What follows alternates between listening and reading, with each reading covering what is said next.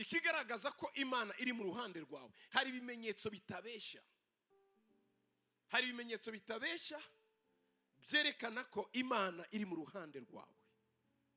Ubuzima ubaho buri munsi, aho uca hose, harimo ibimenyetso bigaragaza ko Imana iri kumwe nawe.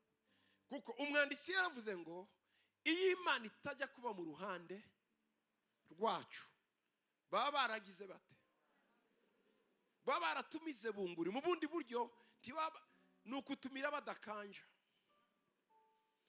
Hari abantu bafite amerwe y'ubuzima bwawe, babashije kukubona bakumira bunguri. Nukundi inyama gute ntazimira bunguri, ariko iyawe yo abanzi bari aha hanze bakumira bunguri. Ariko turashima Imana ko yabaye mu ruhande rwacu. Turashima Imana ko yabanye natwe. Turashima Imana ko yagendanye natwe. Turashima Imana ko yibutse ibyo yatuvuzeho mu gihe twari mu bibazo bikomeye, ikibuka ijambo ryayo n'amasezerano yayo. Ababisha bacu ntibatumira bunguri. Uyu munsi turi kumwe n'ibisenzegeri by'abakajorite bashatse kutumira bunguri. Imana irabamenagura. Kandi nabo bafite ubuhamya bwabo butandukanye n'ubwacu. Ubwabo baravuga ngo ese ntitwashizemo batatu mu muriro ko turabona.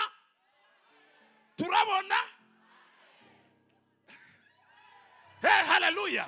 Turabona uwa kane. Iryo jambo ryavuze pasiteri, ryavuze umudiyakoni, ryavuze umusomyi wa Bibiliya, ryavuze nde? Umwami w'iki? W'umukristo? W'umupagani? Arangije kuvuga uwa kane wenyine aravuga ngo arasa nande? N'umwana w'Imana. Aba bandi iyo umuntu abashize mu muriro, Imana ibiri kumwe nabo. Haleluya. Haleluya.